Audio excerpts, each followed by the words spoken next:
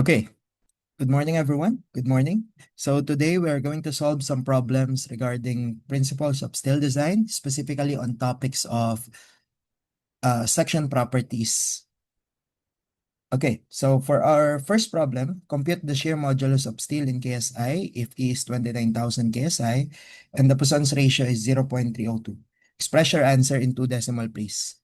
So in order to solve this problem, we have to know the relationship between the shear modulus and the elastic modulus, which is G is equal to E over 2, 1 plus mu. Solving for the shear modulus, substituting, elastic modulus is 29,000 KSI in English units, divided by 2, 1 plus the Poisson's ratio is 0.302. Calculating for the shear modulus, that will give us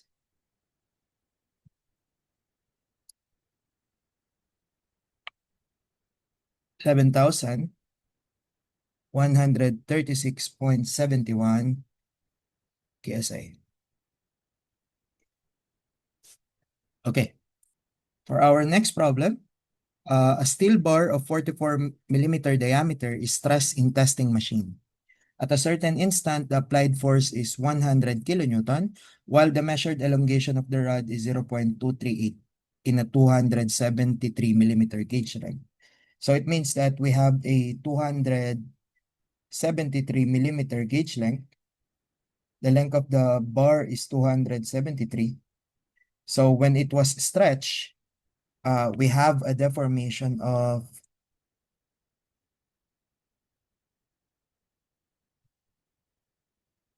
and deformation daw natin is actually equal to 0.238. And the diameter is decreased by 0.0127.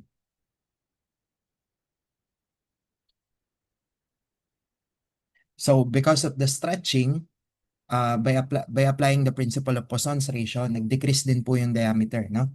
So there is actually a decrease in diameter. Change in diameter is equal to 0.0127. And the diameter originally is actually 44 millimeter. So by applying the concepts of Poisson's ratio is actually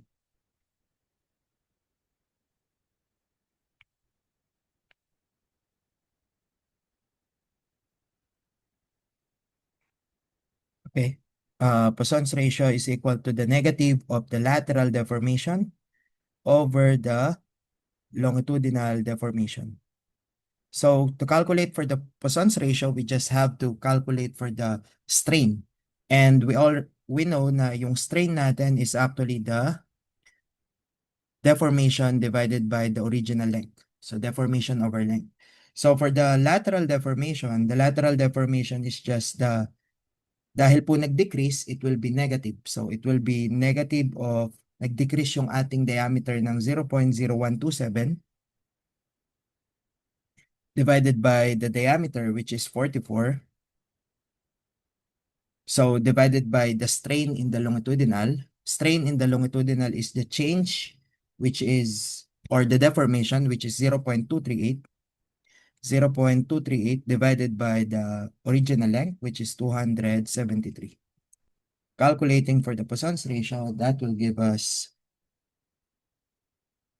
okay, 0.3311. Yeah, that's the final answer. Okay, for the next one, it's again another problem. A high-strength steel alloy used in machine shaft has a Young's modulus of 29,500 KSI. So the elastic modulus is equal to 29,500 KSI. During a torsional testing, the material exhibits a shear modulus that is 39.5 of its Young's modulus. So ang shear modulus natin is actually 0.395, 39.5% of E, which is 29,500. 39.5 of its Young's modulus. So the question is asking, determine the Poisson's ratio of steel. Again, using the using the relationship of G and E, which is E or G is equal to E over 2, 1 plus mu. So our G is 0.395 of 29,500.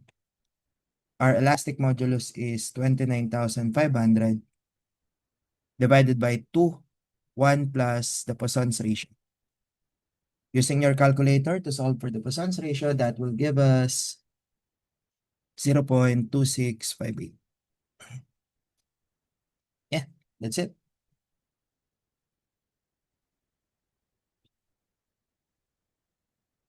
Okay, for the next one, it's almost similar for the previous problem. A circular steel rod with a original diameter of 38 millimeter and a gauge length of 25 millimeter. So meron daw po tayong steel rod with an original diameter of 38 millimeter. So 38 millimeter and a gauge length of 250. Subjected to actual testing load, at a certain load level, the following measurements are recorded. Meron daw tayong actual elongation over the gauge length, which is the deformation or longitudinal deformation is actually 0.315. And the change in diameter, nag-decrease po in diameter, change in diameter is actually equal to 0.0095. Okay, then we just have to calculate for the Poisson's ratio. So using the relationship of the Poisson's ratio is just the negative of the lateral strain over the longitudinal strain. Calculating for the strain, which is deformation over length. For the lateral first, yung lateral muna, lateral deformation is the change in diameter. So change in diameter is 0.0095 divided by the length, which is, or the original diameter, which is 38, divided by the longitudinal strain, which is the change on the longitudinal axis, 0.315 over the length, the gauge length, 250 millimeter. Calculating for the Poisson's ratio, that will give us 0.1984. That's it. Very simple. Okay. Next one. We have two C6 by 13 section who are laced together with its flanges. So basically, we have a section that has a distance of x between them. Now, the question is asking, given the properties of one channel section, take note, this is only one channel section kasi C6 by 13 lang, no? Given the property of one channel section, how much should the channels be placed back to back if the section must be equally strong in both axes? So it means that yung moment of inertia niya daw about x, which is this one, moment of inertia about x should be equal to the moment of inertia about y. Dapat daw, tinatanong, gaano kalayo natin ipi-place yung dalawang C6 by 13 such that yung Ix is actually equal to Iy. Okay? So, that is our relationship. So, sabi po ng problem, the Ix should be equal to Iy so that it will be equally strong in both axes. So for our moment of inertia about Ix, ang moment of inertia po natin ng isang channel is actually in this axis already. So ito na yung moment of inertia about Ix ng one channel, which is 7242. And the moment of inertia of another channel is here already. Nasa axis na ng channel. So that means, if we want to calculate for the global Ix, ang Ix lang natin is just basically twice, dodoblehin lang po natin yung Ix ng isang channel. Because basically, you just have to add yung Ix ng dalawang channel. And then calculating for Iy, knowing that our Iy for channel is actually located here, ita-transfer natin siya sa gitna. So pag tin-transfer natin siya sa gitna, it will be, meron tayong d distance. The d distance is actually x over 2, kalahati ng x, plus x bar. Given naman po yung x bar, no? X bar is given, which is the location of the centroid for the channel, which is 13.06. So plus x bar. So take note, dalawa yung channel. So dalawa rin sila.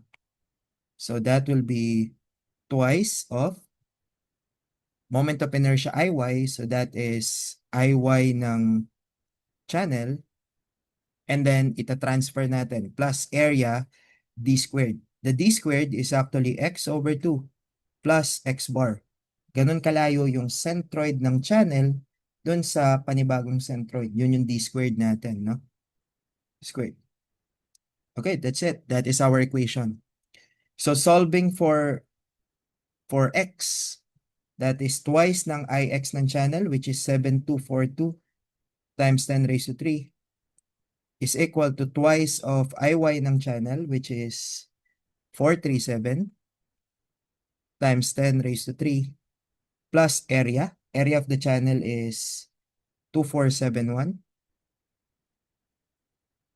multiplied by x over 2, which is 13.06 over 2, or sorry, 13.06. Hindi pala natin alam yung x, no? The x is the one that we are solving. So, x over 2 plus x bar yung alam natin, which is 13.06 squared. Solving for x, value of x is now 78.836.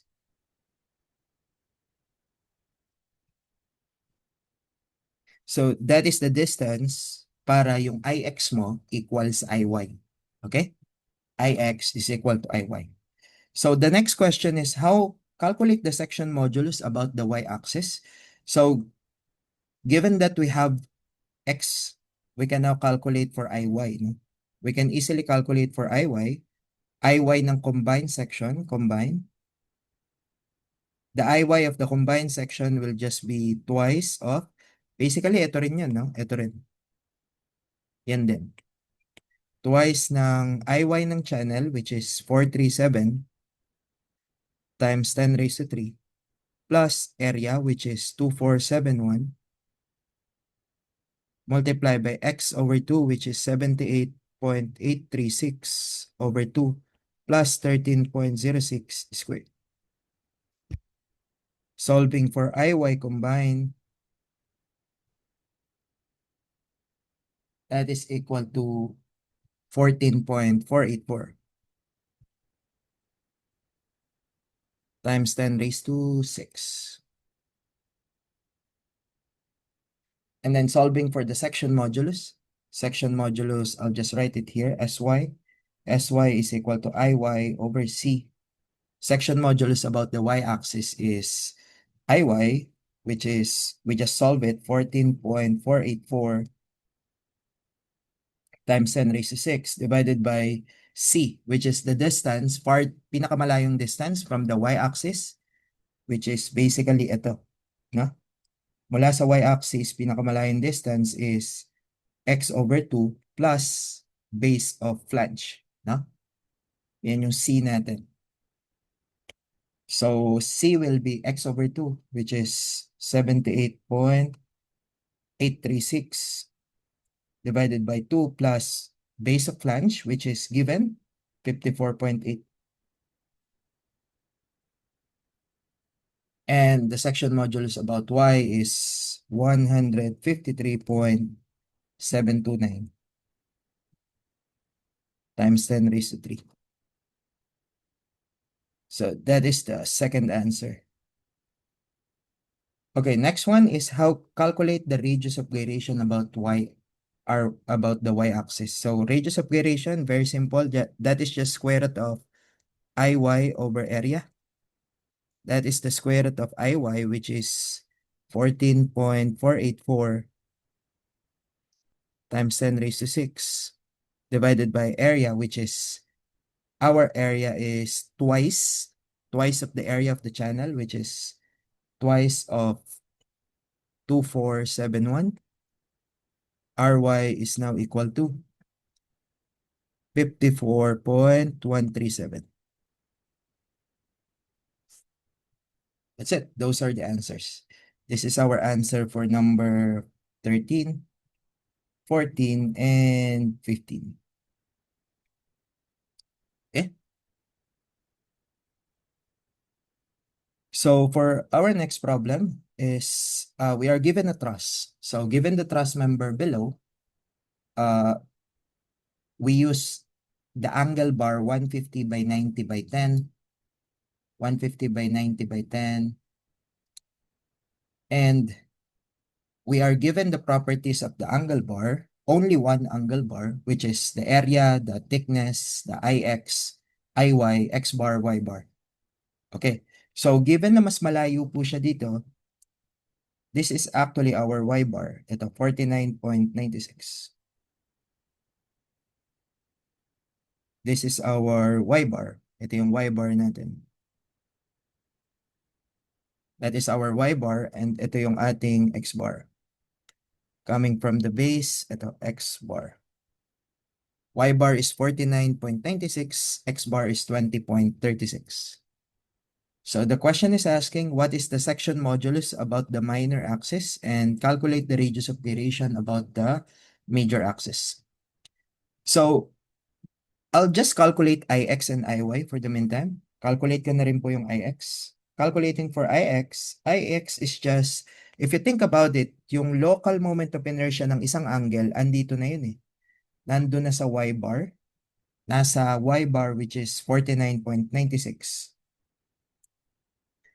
The moment of inertia ng pangalawang angle, nandun din on the same axis kasi parehas sila eh. So, I don't have to transfer anymore. Hindi ko na kailangan gumamit ng transfer moment of inertia. So, ang Ix natin will be twice of the moment of inertia of one channel. Ix ng one channel or one angle. So, Ix is twice of, given the Ix ng isang angle bar, 5, 3, 3, 1, 4, 3, 4. So, we have Ix. Ix for the combined section will now be equal to 10.6628 662868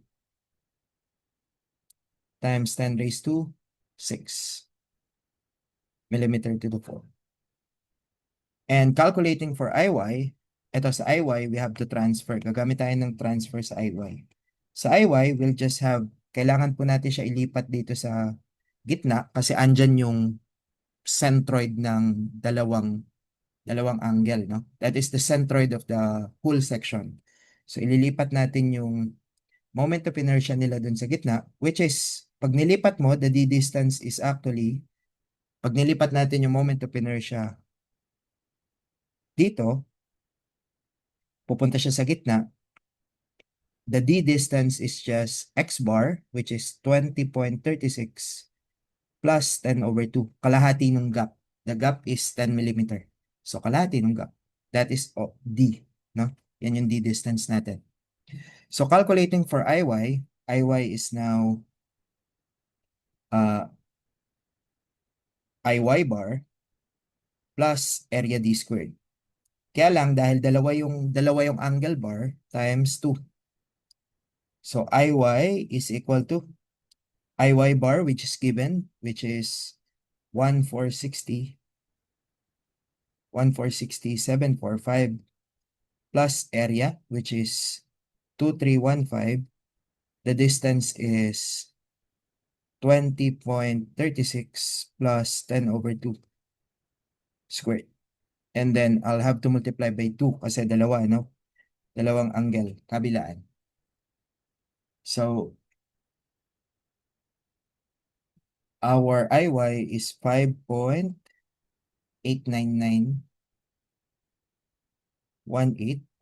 times 10 raised to 6.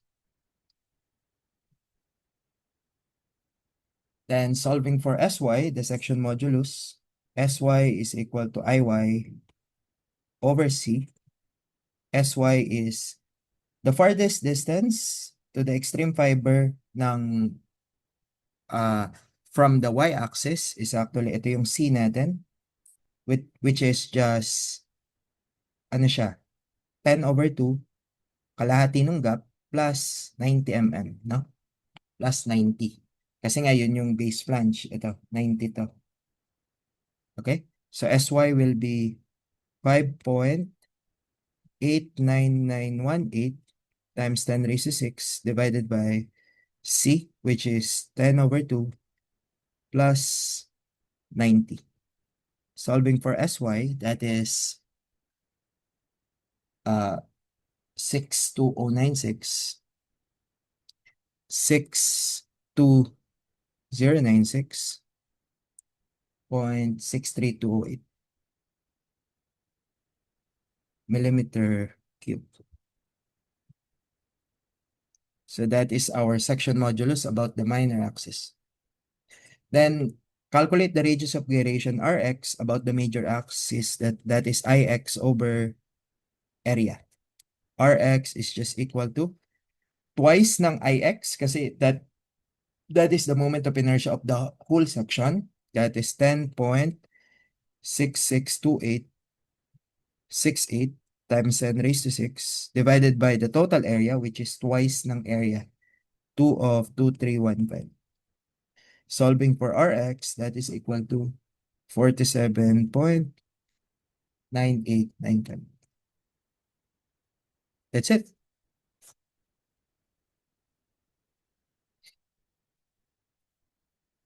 Okay.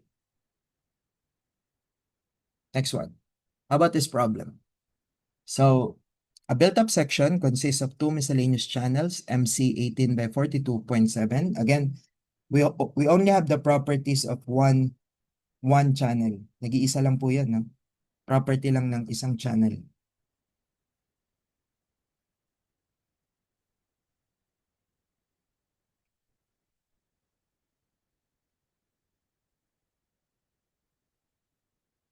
And to solve for the section modulus about the major axis, let's calculate first Ix and Iy. Yeah. But before we can calculate Ix and Iy, kasi nga po, hindi natin alam yung centroid, we don't know the centroid, so hanapin muna natin yung y bar coming from the top. So to calculate for the centroid, that is area total, y bar is equal to the summation of area y. So area total is just, of course, the area of the plate, that is 500 times 12, plus the area of the channel, twice of the area of the channel, which is 8129.02.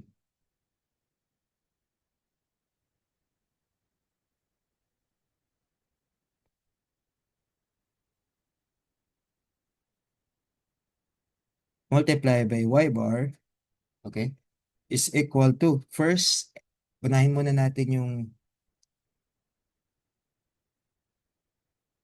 yung plate. So that is 500 multiplied by 12. Kung gaano siya kalayo sa reference line, this is our reference line, the top of the beam. So that is 12 over 2. Plus the area of the channel. The area of the channel is 8129.02. And gaano siya kalayo sa top ng beam? The centroid. The centroid is at the half of the depth. Kalahati ng depth. So that is 12 plus kalahati ng depth, which is 450 over 2. And then, since dalawa po yung channel, times 2. Solving for y bar, that is 174.7304.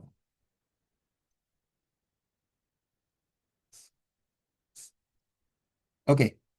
And calculating for Ix, solving for Ix, moment of inertia about X. So, unahin ko na muna yung plate.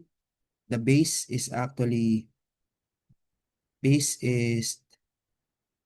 500. Height is 12. cube over 12. And then I have to transfer to the new centroid. So that is area d squared times 12. Transfer natin dun sa new centroid. So that is the distance y bar. No? So that is 174.7304 minus kalahati ng thickness ng plate, 12 over 2. And then squared. Okay? And then plus sa channel. Ang Ix ng channel is given 230.59. So, dalawa ulit yung channel. So, 230.59 times 10 raised to 6. Plus, itatransfer natin siya dun sa new centroid. Currently, nandun siya sa gitna ng channel. So, ililipat natin to doon, no? So, the D distance is actually equal to 12 plus 450 over 2 minus y bar. Ganun lang, no? So, area ng channel which is 8129.02. And then the distance is 12 plus 450 over 2 minus 174 point, baba ko na lang para magkasya.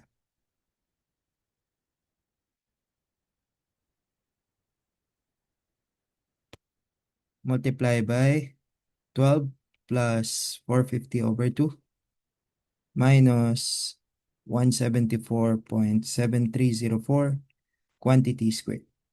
And then dahil dalawa sila, times 2. Multiply by 2.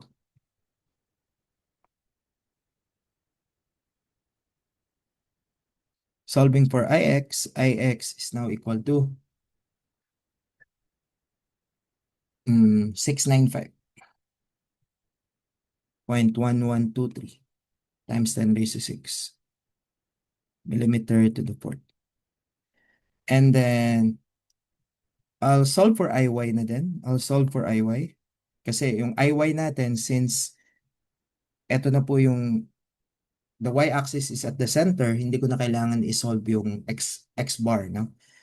So, solving for Iy, I'll just have to transfer yung Iy nung channel na andito. Andito yung Iy nung channel. So, ita-transfer ko sa gitna, the distance is actually equal to 300 over 2 plus x bar, which is given naman yung x bar, 22.28. Okay? So, okay, let's solve for Iy. First, unahin ko na yung plate. The base is 12. Height is 500 cube over 12 plus area. I don't have to transfer the plate kasi yung moment of inertia niya coinciding na, no? So, yun lang. Hindi ko na ita-transfer yung plate. Plus, yung channel natin, the channel is Iy ng channel, 5.99 times 10 raised to 6 plus area, which is 8129.02. And then the distance is 300 over 2 plus x bar, which is 22.28 squared. And then multiply by 2 kasi dalawa yung channel. Iy is equal to 619.525 times 10 raised to 6. Okay, so meron na akong Ix and Iy. So, now that I have that,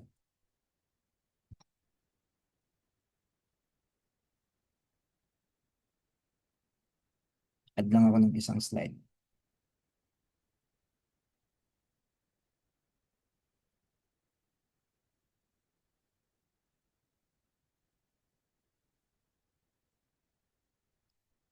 So, meron na akong Ix and Iy to calculate for the section modulus.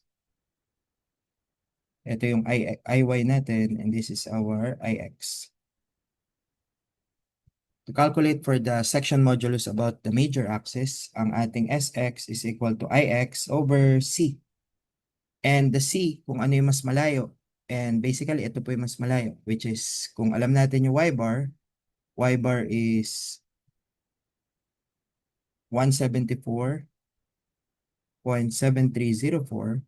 So, ang C natin is 462 minus 174.7304. So, Ix is given as 695.1123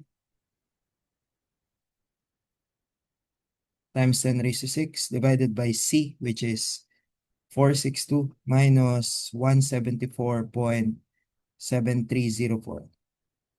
Solving for Sx, that is Sx is 2419.721 times 10 raised to 3.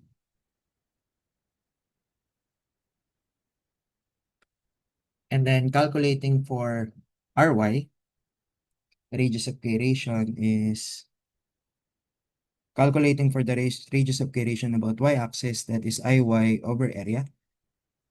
Ry natin, meron na tayong Iy, which is 619.525 times 10 raised to 6 divided by area, which is, the area is the total area, which is 500 times 12 for the plate plus dalawang channel, 8129.02. Ry is 166.8346.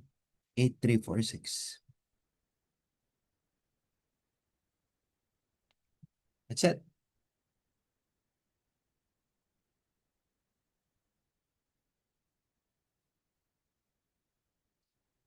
Okay. For our next problem, we had an equal leg angle, L90 by 90 by 9, used as a beam. Compute the moment of inertia about the centroidal x-axis, and of course, we have to calculate for the max moment of inertia. So, gagamit tayo ng Mohr circle. So, let's say this is our angle bar. Ito yung angle bar natin.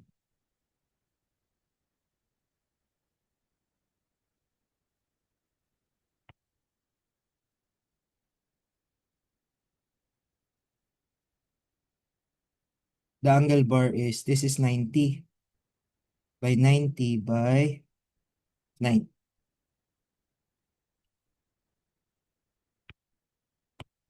And we have to calculate first for the centroids. Kailangan natin mahanap ko ano ba yung y bar and x bar. So to calculate for y bar and x bar,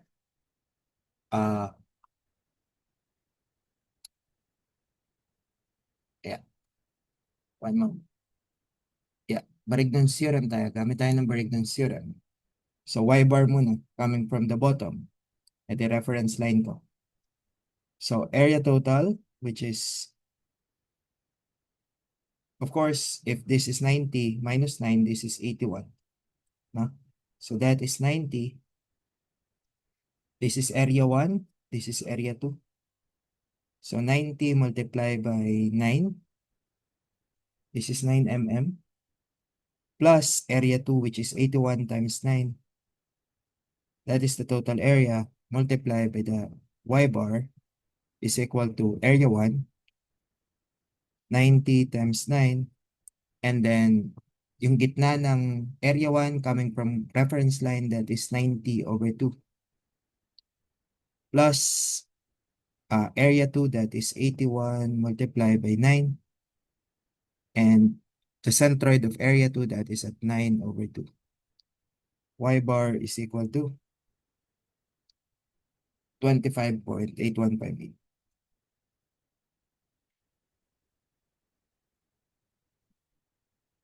Actually, if you think about it, dahil equal yung angle, y bar and x bar is equal. Y bar and x bar, dahil equal yung angle, equal sila. But anyway, sige, solve pa rin natin. So if this is the reference line for x bar, to solve for x bar, kukuhanin natin yung distance pa left and right naman. So, ganun pa rin. Area 1 muna tayo, that is 90 times 9, plus area 2, which is 81 times 9, multiplied by x bar is equal to area 1, 90 times 9. And gano'n siya kalayo sa reference line sa y-axis? Ito. That is 9 over 2. Plus 81 times 9. Gano'n siya kalayo sa reference line natin? That is 9 plus 81 over 2. And solving for x bar natin is, again, as mentioned, parehas lang yan. 8158. Dahil equal yung angle, yung ix saka iy is x bar saka y bar is actually equal. Which is, interestingly, equal din yung ix saka iy. If you solve, equal na rin po yung ix and iy. So, ix is actually equal to iy, which is, if we are going to solve, area 1 muna tayo. That is base, which is 9. Height is 90. Cube over 12. Plus transfer. Area muna, 9 times 90. Ililipat natin siya sa y bar. So that is 90 over 2. Minus y bar, which is 25.8158 squared. Plus area 2. Ang base natin is 81 times 9 cube over 12. Plus area, which is 81 times 9. And the distance will be y bar, 25.8158 minus 9 over 2 squared. So ix, which is also equal to iy, is equal to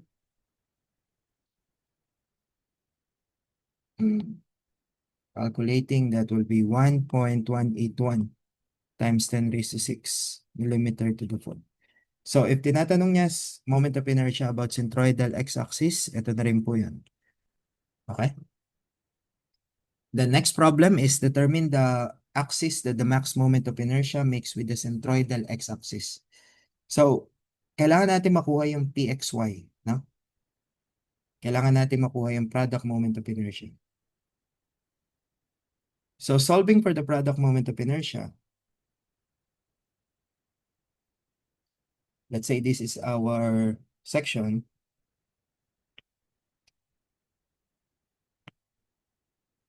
So, meron na tayong x bar and y bar.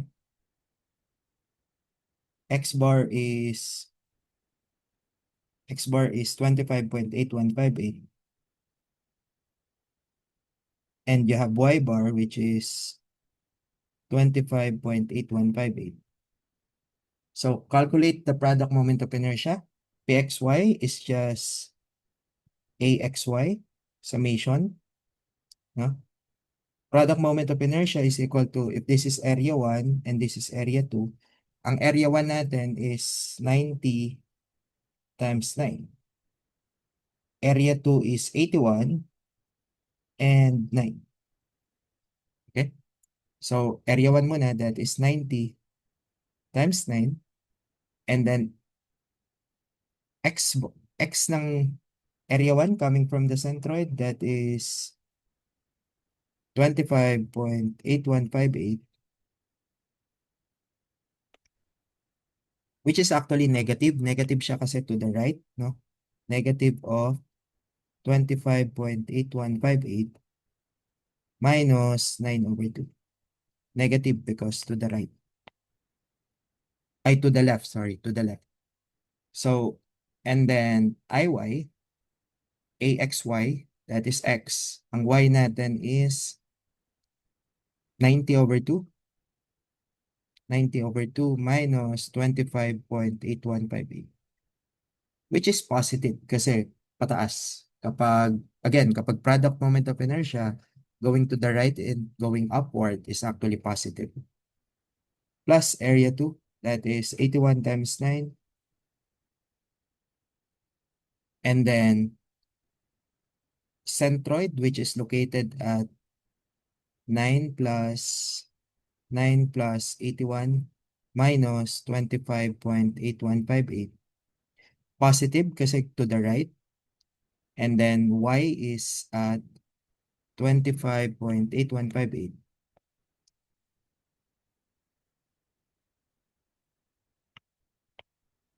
Negative kasi pababa yung centroid nung second area. Okay? Ito naman, ito yung centroid ng first area. So that is negative of 25.8158 minus 9/2.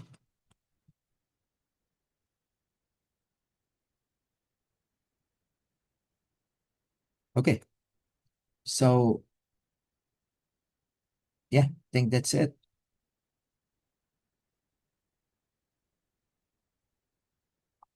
Solving for the product moment of inertia, we'll have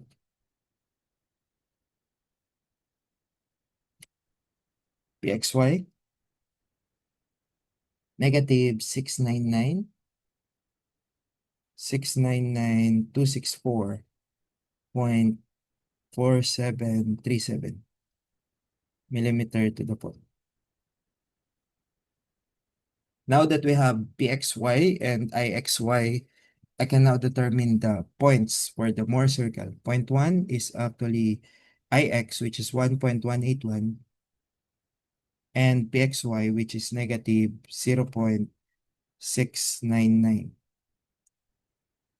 Point number 2, that is 1.181, and positive of negative, which is 0.699. Drawing the Mohr circle, drawing na natin yung Mohr circle, we have, actually magiging siyang ganito, 45 degrees.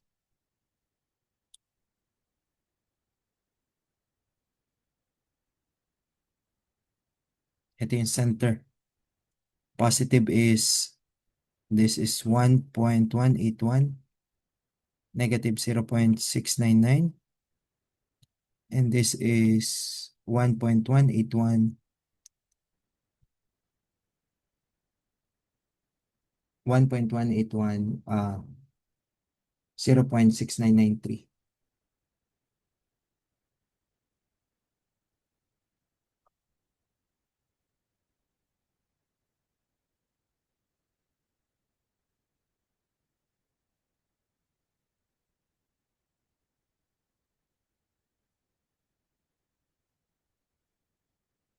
Drawing natin na maayos pala.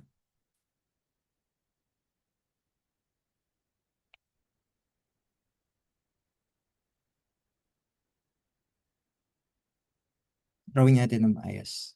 Okay?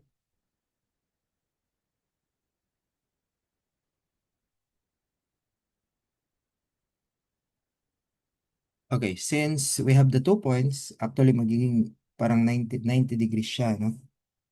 So this is 1.181, negative 0.69, that is 0.1, ito yun.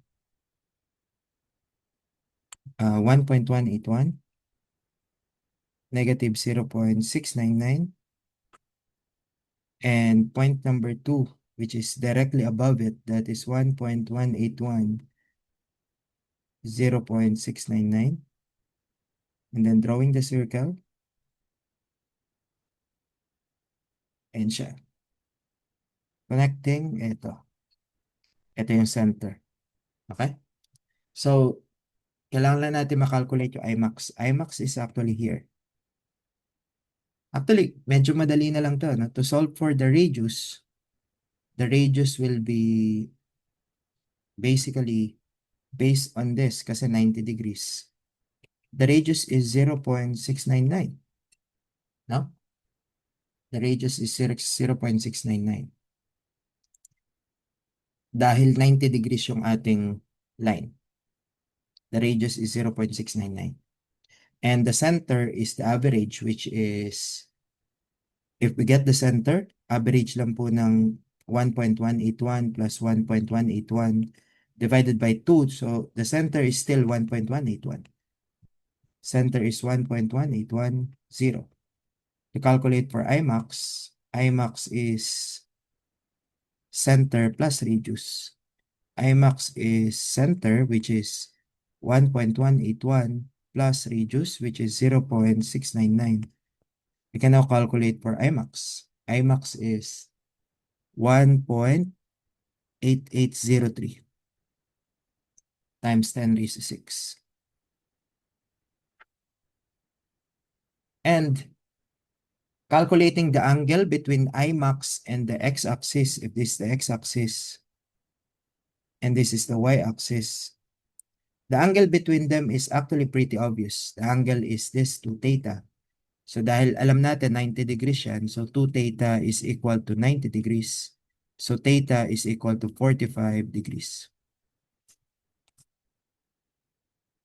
So, and then next problem is what is the percentage increase in stiffness if the bending occurs about the principal axis? So ano ba yung in-increase ng stiffness if Imax daw yung ginamit? So percent increase is just equal to, of course, kung ano yung tinaas ng Imax. So Imax minus Ix divided by Ix. Percent increase is, meron tayong Imax which is 1.8803 times 10 raised to 6 plus minus Ix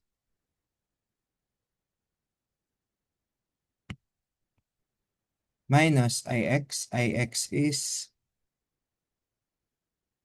1.181 times 10 raised to 6 divided by 1.181 times 10 raised to 6. So percent increase is equal to, ang in-increase natin if the bending happens about the maximum axis or the principal axis is 59.209%.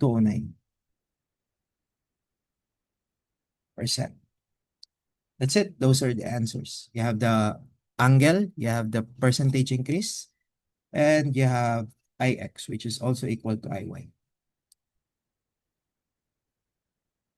Okay. Okay. For our last problem, we have an unequal leg angle of 120 by 90 by 9. We are just going to use what we did with the last problem, no? But this time we have an unequal leg angle. So I'm just going to draw the unequal leg angle. This is 120 and this is 90 and the thickness is 9 millimeter.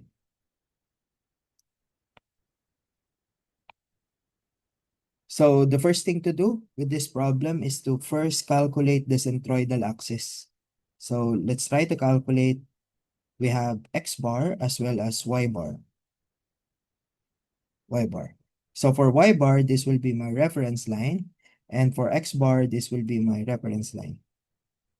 So those are my reference line for calculating the centroid of the section. And this will be our area 1 and this will be our area 2. For area 2, I have to deduct the thickness. So this will be 90 minus 9, so that is 81. So calculating for centroid muna tayo using Varignon's theorem, that is area total Y bar is equal to the summation of area Y. So the total area will be 120 multiplied by 9 plus 81 multiplied by 9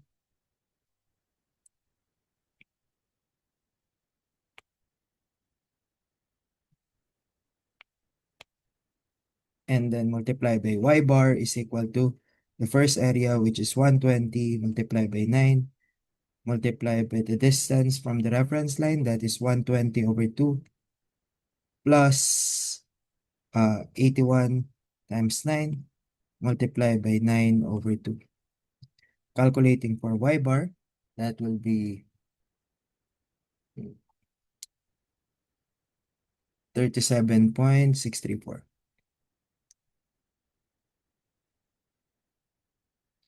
So now we do the same with X bar, but for the X bar, we are just going to calculate, we're going to get the distance papunta sa kanan, saka papunta sa kaliwa, na? So area total will also be 120 times 9 plus 81 times 9 multiplied by X bar is equal to For the first area, that is 120 times 9. Centroid ng area 1 from the Y reference line coming from here. That is 9 over 2. Plus area 2, that is 81 times 9. The centroid is located at 9 plus 81 over 2. Calculating for X bar, that is 22.634 millimeter.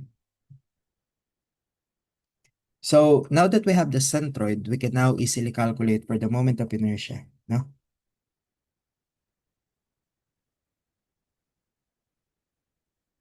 To calculate for the moment of inertia, let's start with Ix. Ix is equal to, for the first area, the base is 9, height is 120 cube over 12, plus the transfer moment, which is 9 times 120. We are going to transfer to the centroidal y-axis or centroidal x-axis dito. So, ililipat po natin dyan. And that will be 120 over 2. 120 over 2 minus y bar, which is 37.634 squared. Plus the second area, the base is 81, height is 9 cube over 12. Plus the transfer moment, that is 81 times 9, will transfer to the centroid, that will be y bar minus 9 over 2, which is 37.634 minus 9 over 2 squared. Calculating for Ix, that is 2.6415 times 10 raised to 6 millimeter to the fourth. Okay. And continuing with Iy, but this time the base will be, for area 1, the base is 120. So the base is 120, height is 9 cube over 12, plus transfer moment 9 times 120. The distance is x bar minus 9 over 2, which is 22.634 minus 9 over 2 squared. Plus the base, which is 9, height is 81 cube over 12, plus area, which is 9 times 81. And the transfer moment of, transfer natin yung moment of inertia, which is basically going into the center of area 2, that is 9 plus 81 over 2. Ima-minus natin yung x bar, which is 22.634 squared. Solving for Iy, that is 1.2872 times 10 raised to 6 millimeter to the point. Okay, since the question is asking for the centroidal y-axis, this is actually our answer for number 18. 1.2872 times 10 raised to 6 millimeter to the fourth. Okay, next thing to do is to calculate for the product moment of inertia. So let me just draw again the section. So this is 81, this is 9, this is 9, this is 120. And the centroid is located at x bar. X bar is located at 22.634. And y bar is located at y bar is 37.634. Solving for pxy. So pxy is just the summation of area xy. So pxy will be equal to area 1. Let this be area 1 and this is area 2. So we just have to get the distance from the centroid of the rectangle to the centroid of the global section. Also this one. Okay. So for area 1, the area is 120 times 9. The distance for x is 22.634 negative 22.634 minus 9 over 2. Negative kasi going to the left, no? Going to the left. And then for y, that is 120 over 2. 120 over 2 minus 37.634. Positive kasi upward. Okay? Positive, so upward. Plus area 2. Area 2 is 81 times 9. And the distance is for x bar.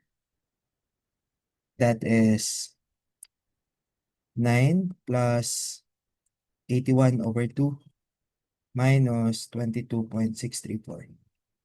Positive kasi to the right of the centroid. And then for y bar, it will be negative kasi downward of the centroid. So that is 37.634 minus 9 over 2. That's it.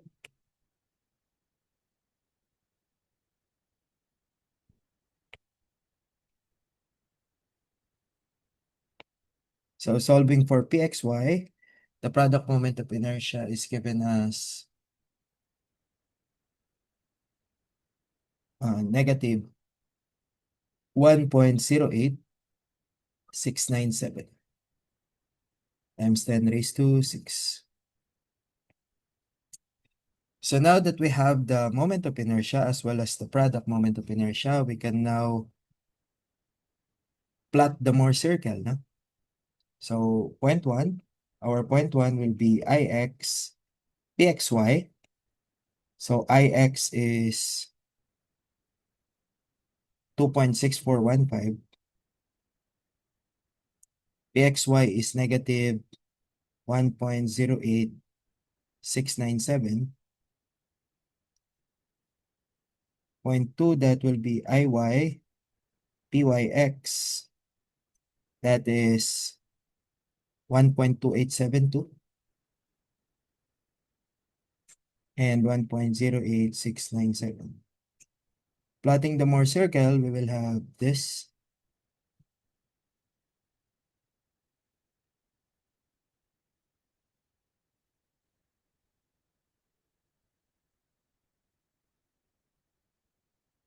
So this will be 2.6415 and negative 1.08697.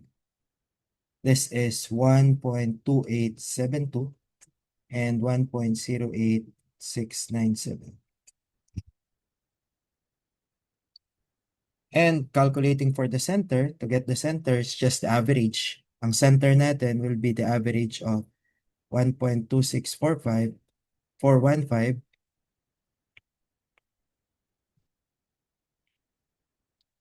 1.26415 plus 1.2872 divided by 2.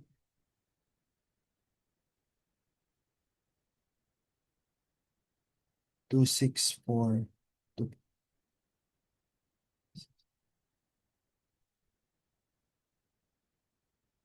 Yeah, two, ano lang pala, 2.6415, not 1.264.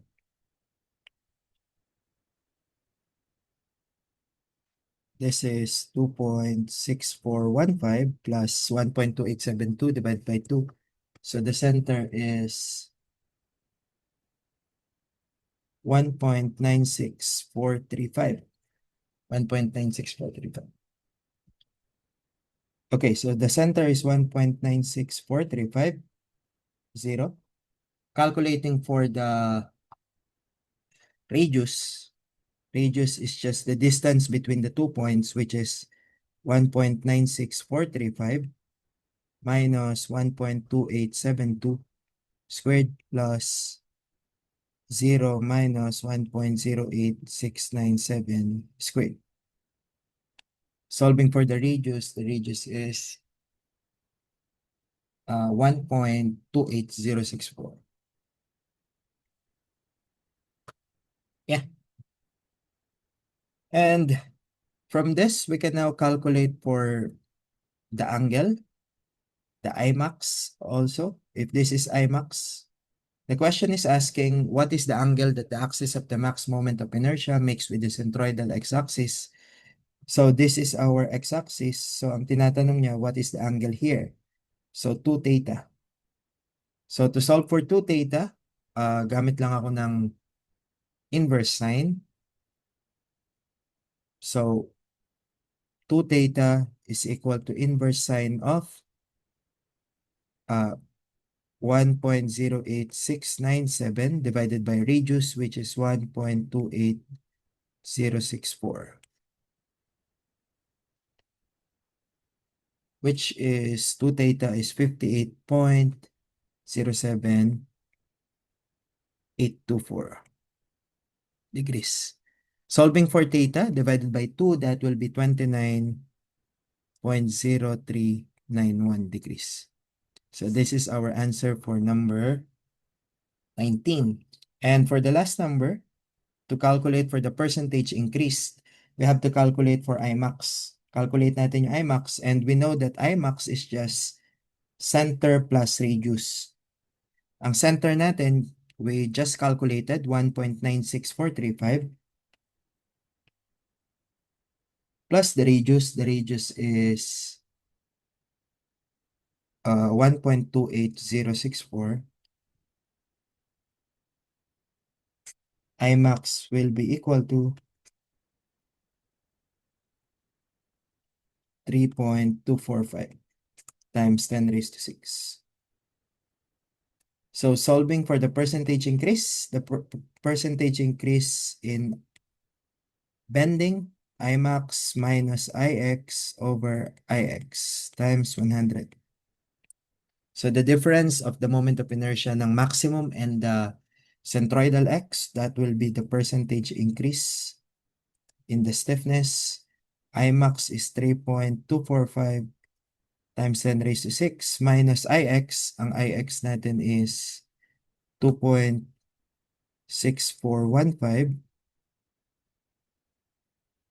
over 2.6415 times 100. So the percentage increase is 22.847%.